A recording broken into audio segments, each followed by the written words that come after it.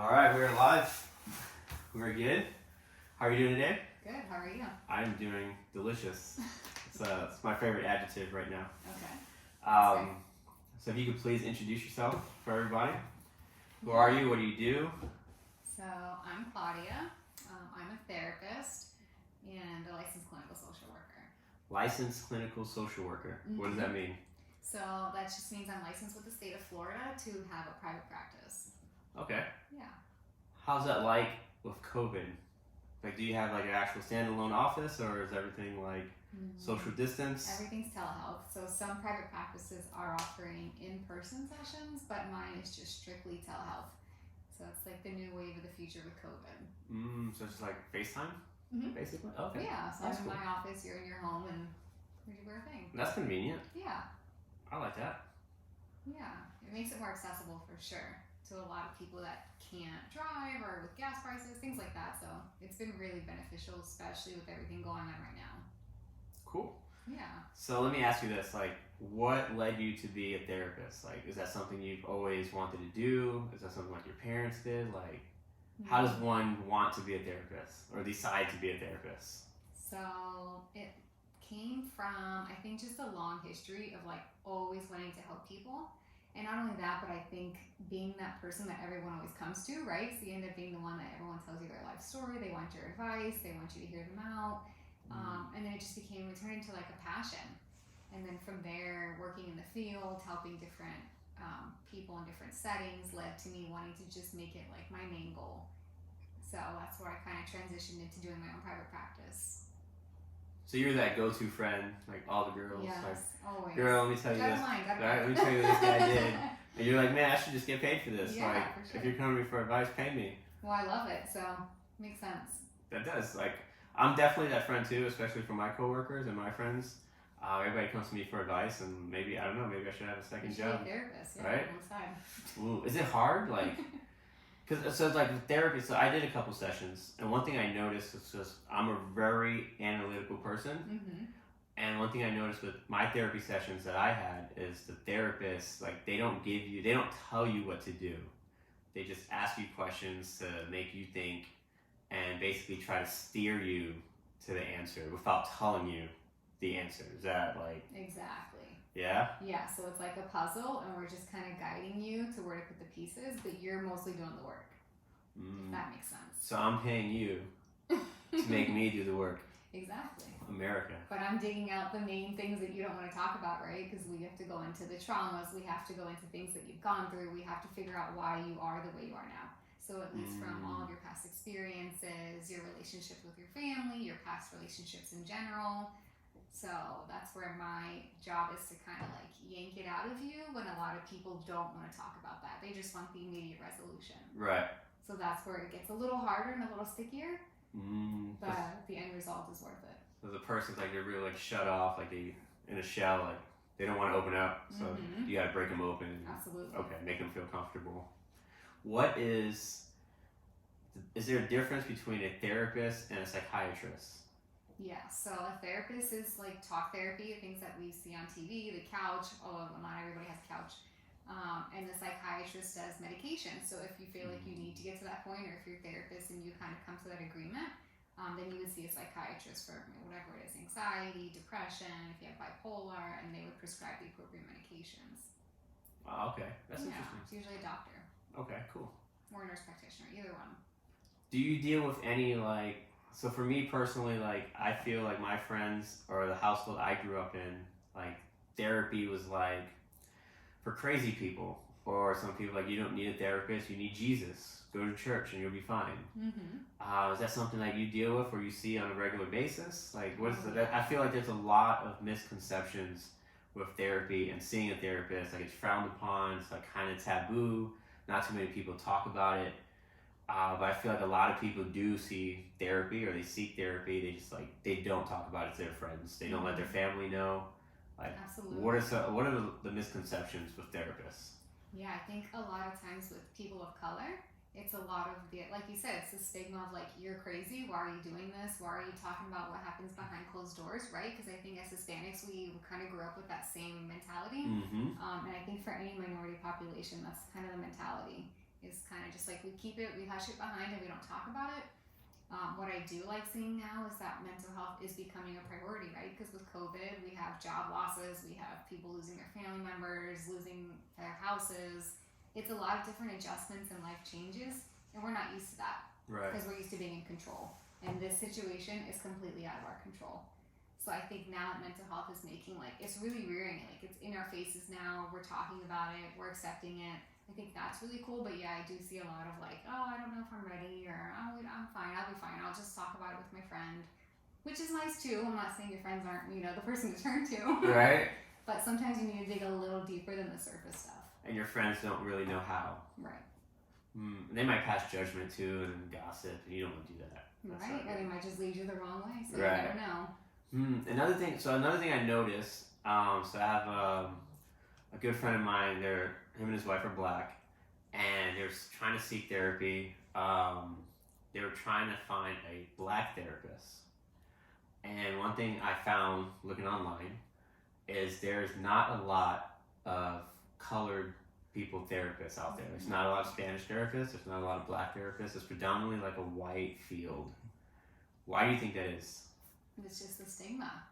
Yeah. I mean, I think when I first came out and said I wanted to be a therapist, I was looked at kind of funny by my family because number one, they're like, well, why? You just listen to people's problems all day. And in my head, I'm like, yeah, because that's what we need. Mm-hmm. And within our own families too. I think now that I can look back from a therapist point of view, it really makes sense why things are the way they are in my family. Yeah. So I think that was tough for my family to think that, like, oh, now you're looking at us a different way. Right. So I think that's the issue with a lot of Hispanic and people of color is that, well, now you're bringing all of our issues to the front, and we don't do that. Mm-hmm. We don't talk about that stuff. Yeah, my parents don't. Mm-hmm. Is this something so before you decided to be a therapist, did you seek therapy? Yeah, for sure. Most therapists do go to their own therapist or continue to have their own therapist on the side that they see regularly. Mm-hmm. So I have a mentor right now that I talk to regularly on a monthly basis, and I've also gone to therapy myself. So I do understand the struggle of like finding a therapist, connecting with that therapist, getting over that stigma. Like I've been there, so I get it. And most therapists can say the same. Most therapists do go just to get that experience, to be able to say like, I get it, it's tough, but let's do this together. Right. Right, and it makes more sense that way. I like that. With COVID, like you said, mental health is on the rise, mental illness is on the rise. What would you define like a mentally ill person? Like I feel like it's a very broad spectrum, so I'm sorry to put you on the spot with that. But like, I mean, for me, recently, I'd say within the last year, I've had some friends or I've met some people where I was like, mental illness is real. Like before that, I would say like, nah, it's fake. Like they're just crazy. They need to just figure it out. They have problems. Like they just don't know what to do. They need to read a book. But yeah, definitely meeting some certain people in my life over the past year. I'm like, mental illness is real. Like seeing it firsthand. Mm-hmm. Like is that just from like trauma? Like, yeah, are people born with that? I think so. Well, I don't know if they're born with it as much as they're experiencing it. So what I enjoy about social work is that it's a very holistic approach. So we're taking in the entire environment, right? So instead of just focusing on what's your issue right now, let's talk about what's going on around you. Let's talk about your support system. Let's talk about your job. Let's talk about all these different stressors, because combined is where we are right now. Mm-hmm. So we need to kind of pick that all apart. So mental health is tough to define because of that. Because like you said, it's so broad. Right. Somebody can have depression, but be kind of functioning, but not realize they're really depressed. Same with anxiety, same with bipolar, same with schizophrenia. You can function, it's just that you may not realize that you need the help. Does that make sense? I mean, it does for me, because like the people I've met, I'm just like, you're like, oh, yeah, I'm just like, it's oof, time. Oof, okay, that's why people go. Yeah. Yeah. But I mean, I was talking to you before we hit record, but like I did it for me personally, because I feel like there was definitely a time in my life where I'm just unemotional. And there were some takeaways. Like I said, I did a couple sessions, maybe 3 or 4. Yeah. And yeah, like it was definitely a comfortable experience. Like it wasn't awkward for me at all. Being a person that doesn't open up, I found it very comfortable, my experience that I had. yeah, I had some takeaways, and I definitely still utilize what I took away. But I feel like I definitely need to go back. I feel like it's something we can all use for sure because we're always trying to figure out who we are, Absolutely. and you need guidance, really. I find, and for me, like when people ask me like what advice can I give people, what's the greatest advice I've ever gotten, my answer is learn to take advice when you see who the source is coming, where you see like where the advice is coming from, right? So you don't take electrical advice from a plumber. Yeah. Makes sense. So and then that coincide with if you could go back in time, would you do things differently? And I feel like most people would do things a lot differently if you knew what you knew now back then, right? So it's like if there was a cheat code, like if it was like if we were in a video game, like we're The Sims, if I could go back, I would do it differently. So a lot of times I seek advice from people who have already done what I'm trying to do, or people who are older than me who can give me advice, so I don't make the same mistakes they made. Right. So I feel like with seeing a therapist and seeking therapy, it's that guidance to lead you to where you want to be, because you've never done it before, you don't know how to get there, and they're just aiding you along the way. For sure, and I think it's tough too because people assume, oh, I'll do 1 to 2 sessions and I'll be fine, right? With 2 sessions? So yeah, people sometimes will be like, oh, I'm just a couple sessions and I'll be fine. But in reality, like a true course of therapy is usually about 3 to 4 months before we hit that breakthrough, and then we can start really processing. So I don't think people realize there is that much time in between it before you actually get to that point where you're like, holy cow, here it is. Like there's that spark, there's the light bulb, it all makes sense. We're coming together, we're working together. And like now we're making that breakthrough. Not only that, but think of all the changes in your life, right? So you work, you have a career, that's one identity. You get married, now you're a husband or a wife, that's another identity. Then you have a child, now you're a mom or a dad, that's another identity. And we lose ourselves. Right. So through therapy, I think is where you kind of get that guidance to continue to keep your identity, keep working on your issues, keep working on whatever's going on. Because most times when these identities pop up, people are like, what am I doing? What happened? And then we dig deeper and we find out, well, you lost yourself when you became a mom. Right. Or you lost yourself when you became that wife. We need to get back to like where you are inside. That's interesting you say that, because I felt like that's what I went through in my moment in time. Like I literally lost sight of who I was. You have no idea until you go through it and you have that breakthrough and you start reflecting. And you're like, oh man, like that's where I went astray. Like let me get back on track. And then, so I completely understand what you're saying when you say that. And it's interesting that you say like a lot of people say 1 or 2 sessions, because I was definitely that person. And yeah, that breakthrough at 3 or 4 months. So a lot of people listening right now, like they would know what to expect and if seeking therapy, which I highly suggest everyone should. Me too. So definitely for those people to know like 3 or 4 months before you reach that breakthrough, and then you can dig deeper from there. Yeah? Yeah, for sure. I think that's what I'm doing with the client right now. I mean, in the beginning, it just felt like I was yanking, and it was a cement block, right? I was like, come on, we can do this. But he didn't want to open up. You have to be willing to open up to get to that breakthrough. And I think now we're about, I want to say about 3 or 4 months in. Yeah. And the other days when you told me, like, okay, I get it. Like, I get what you were saying. I finally feel happy. Like, I get what you mean when it was like, it just takes time. So it was like refreshing to hear, but also a reminder to remind other people that this isn't like a 1 to 2 session thing. Traumas are real, your experiences are real, and we need to get into those and we need to dig them out. And that's the tough part. Your sessions, when you have them, about how long are they? They're usually about 50 minutes to an hour. 50 minutes to an hour. Do you feel like that suffice for one session? Yeah. It's exhausting. And talking about your emotions is really exhausting. So usually after an hour, people are like, okay, I think I'm good. I need to process this. I feel better, but you just like unloaded, right? And you just let all the stuff out that you didn't know you were carrying. It's exhausting. So let me ask you this: like with seeking a therapist, is there different fields of therapy? Is there like a relationship therapist for my marriage? Is there like a sex therapist because we're like, I don't know, we don't find each other attractive anymore? Is there different fields, like specialties? What kind are there? Absolutely, exactly what you were saying. So there are relationships therapists, there are like you're saying, there's infidelity therapists, there's sex therapists, there's therapists particularly that work with children with ADHD or children that have faced sexual traumas. Like pediatric Yeah, for therapists. sure. So you can find basically any specialty, and I think it's important to zone in on that when you're looking for your therapist, because you want someone that's going to connect with you and that has that knowledge to really dig deep. So that's super important. Really good point to bring up. And not only that, but different therapy modalities too. So there's EMDR, there's CBT, there's all these different modalities. But some people are What's that? just different therapy models. But some people are very specific about, I want EMDR, which is a very like intense therapy for trauma, sexual traumas, emotional traumas, physical, whatever happened. It's a very intense type of therapy where if you came to me, I wouldn't be able to offer you that. I'm not trained. So some of these therapies, they need you to be trained. So that's important too, to kind of, some people are really like specific about what sort of modality they want when they seek that therapy. Okay.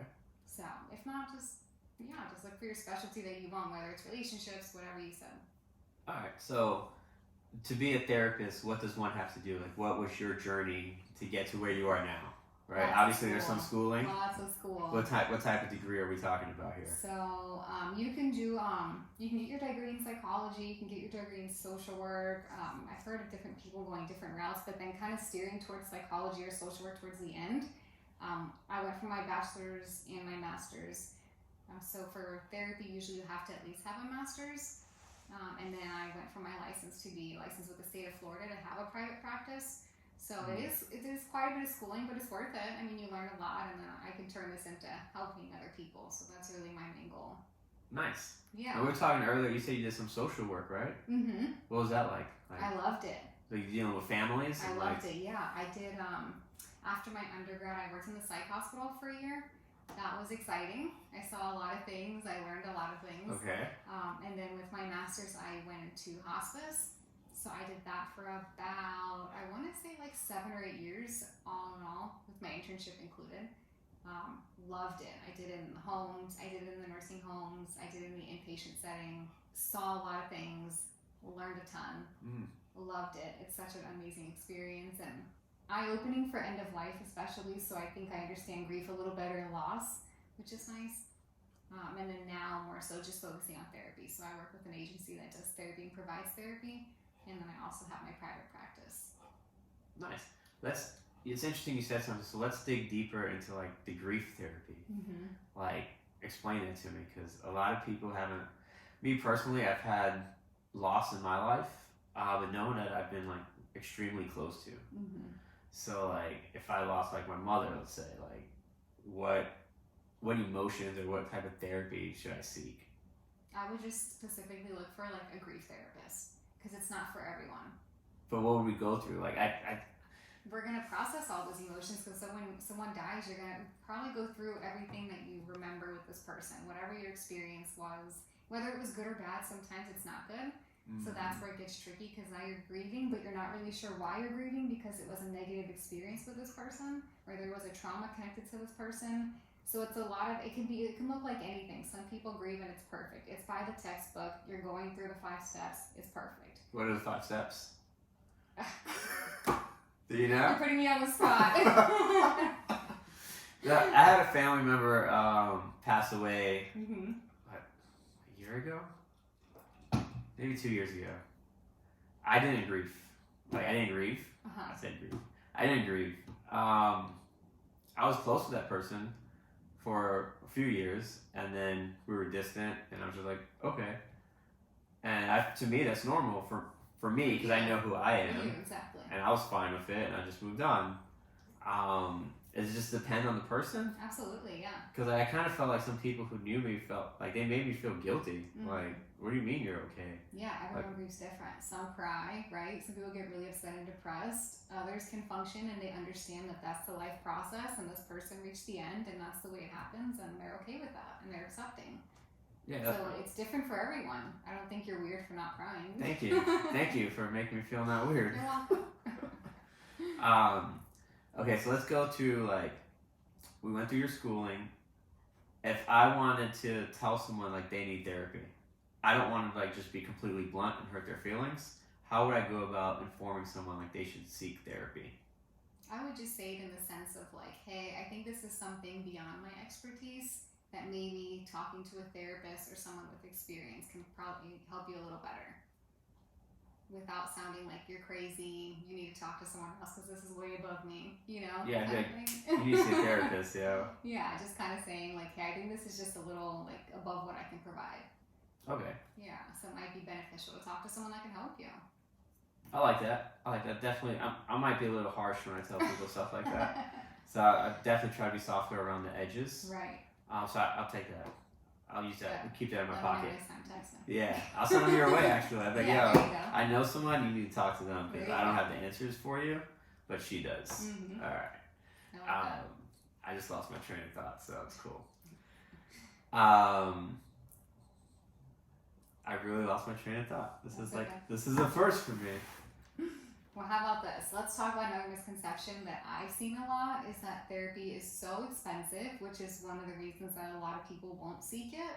Okay. I don't know if you've heard that. Well, my job gives me great insurance, so Yeah, that did not apply to me. But let's talk about that. Yeah, so I think the first thing a lot of people will ask me, like, well, what if it's like out of my price range or out of my budget? First thing I would say is check your EAP, right? Your Employee Assistance Program. Mm-hmm. They sometimes offer those, and they will offer you like a set amount of sessions for free. Okay. So they'll connect you with a therapist in your area, arrange the appointment, you call, set it up, and then you have a certain amount of sessions for free.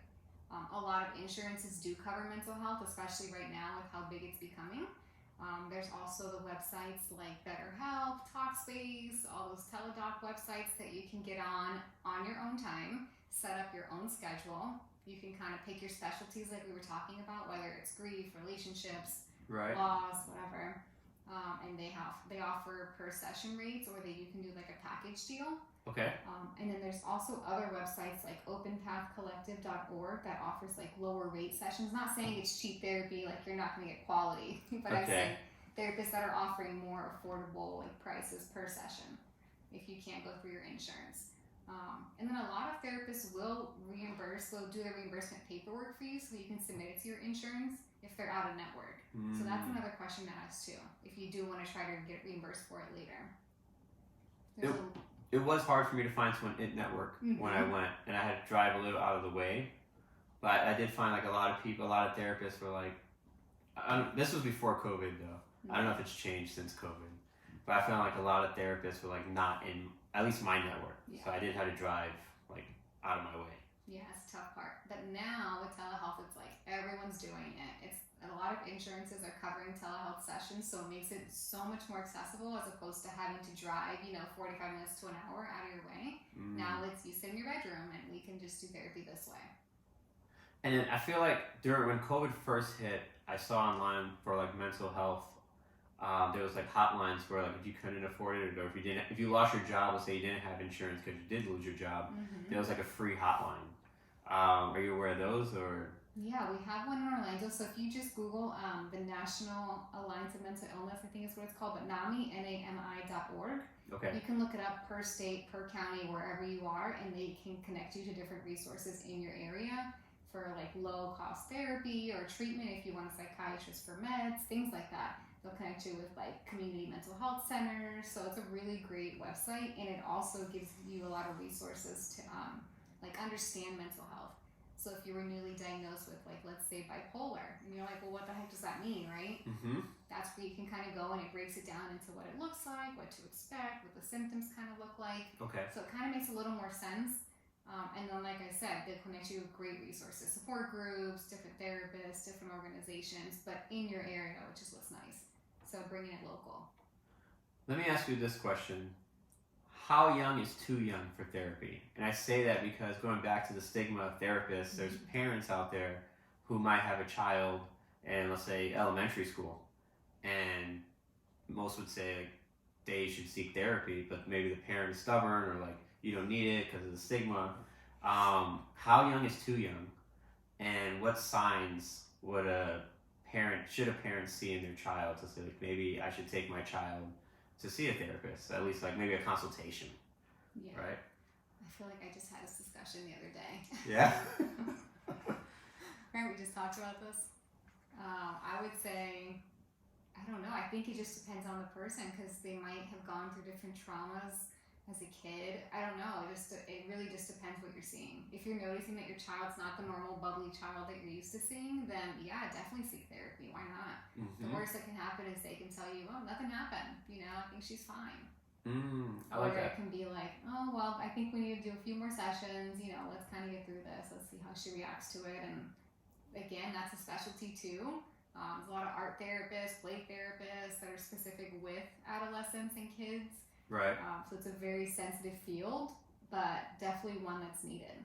So I guess my takeaway is like play it safe and sorry. Like don't just be like, oh, my child's changed because of COVID and they're not on the same school schedule because 1 month they're in school, the other month they're at home doing schooling from home. So instead of like maybe thinking, oh, that's why they're acting different, like let's just go see a therapist, consultation, and let's find out why. Maybe they don't need it, but rather be safe and sorry and just seek the help. Yeah, I'm sure as a parent you understand too. They're not going to come to you a lot of times. Sometimes they don't want to tell mom and dad what happened for fear that they might get in trouble. Right. Or you know what I mean, that you might look at it differently than what she's looking at or he's looking at it as. Right. So it's nice to kind of have like that third person that's not connected to you guys as a family to say like, okay, this is normal, let's talk about it. And sometimes it will include bringing mom and dad in just to say like, just so you understand what's going on, let's get on the same page, let's work on coping skills together to cope with whatever it is, whether it's COVID, the change in schedules, maybe another trauma, who knows, there's always trauma, but just things like that, different changes. But it can kind of help the whole family as a whole at the end of the day. Right. So there's one thing like I learned from my therapy sessions and talking to other people who do therapy, it's like therapy can only help you, it's not going to hurt you. Is that something you agree with? I personally do, yes. Yeah? That's something, sure. I feel like they teach you that in therapy schooling, like. Yeah, aside from like you may have a bad therapist, I've heard horror stories, so I'm not going to sit here and say therapy is perfect and the world is perfect and all therapists are out for good things. So you might have those 1 or 2 bad stories, but I personally do think that it will help you. I don't see why, well, the way I do it, tooting my own horn, right? Yeah. I don't see how I could make it worse. Than when the person walked in the office. Right. Or on this video chat, in this case. Interesting. So, let me ask you this. If you could please tell everybody where can they find you? Yes, I would love to share that. Yes, let's go through that. So social media, of course, since I am only telehealth right now with COVID. My therapy name is Renew Therapy and Services. So you can find me on Instagram, Facebook, I'm on LinkedIn. And I think that's all the social medias I'm on. Maybe because I'm old and I don't need to talk and all that stuff. We'll tag all your stuff, don't worry about that. So yeah, so you can reach me through there. On my website, there's actually a link to schedule your session. So if you just don't even want to talk to me first, you want to go ahead and schedule and get started, we can do that. Or there's my contact information if you want to reach out and get more information, ask about prices, questions, whatever you may have. We can talk about it first and then schedule your session together. And if they don't want to do like a video call, can they just do like a regular phone call? Yeah? Yep, that's an option too.